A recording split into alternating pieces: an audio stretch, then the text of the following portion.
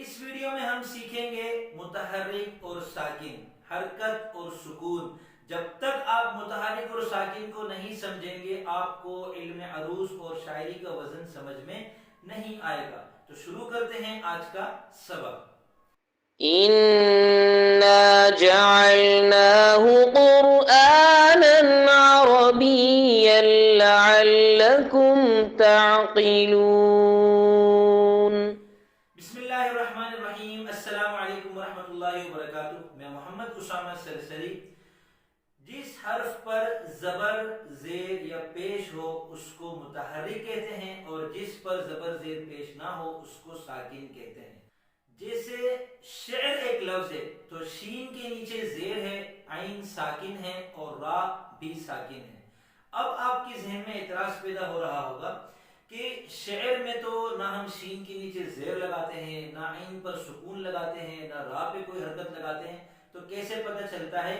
تو اس کا جواب یہ ہے کہ پڑھ کر پتہ چلتا ہے۔ پہلے تو آپ اپنا نورانی قاعدہ دوبارہ پکا کر لیں، جا کر اس میں حمزہ زبر آ، حمزہ زیر ای، حمزہ پیش او، آ ای او، یہ سبق آپ کو پہلے پڑھنا پڑے گا کسی قاری صاحب سے یا کسی استانی صاحبہ سے۔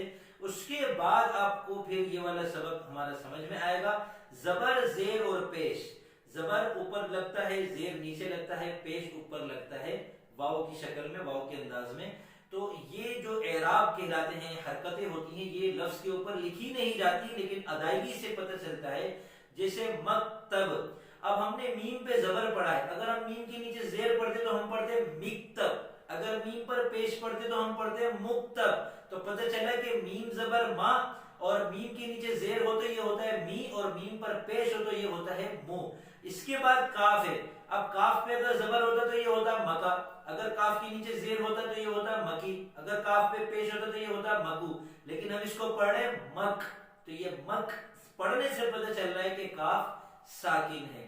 دوسرا طریقہ پہچاننے کا یہ ہے کہ آپ اس کی رومن بنائیں۔ رومن میں زبر کے لیے عام طور پہ اے آتا ہے، کبھی یو بھی آ جاتا ہے، اور زیر کے لیے عام طور پہ آئی اور ای آتے ہیں، اور پیش کے لیے او یا پھر یو استعمال ہوتے ہیں۔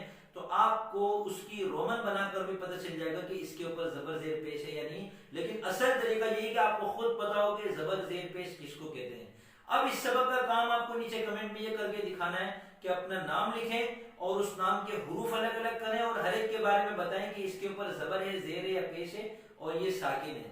جس پر زبر زیر پیش ہو اس کے بارے میں کہیں لکھیں کہ یہ متحرک ہے۔ تو یہ متحرک اور ساکن آپ کی سمجھ میں آ گیا تو اگلے اسباق آپ کے لیے آسان ہو جائیں گے انشاءاللہ۔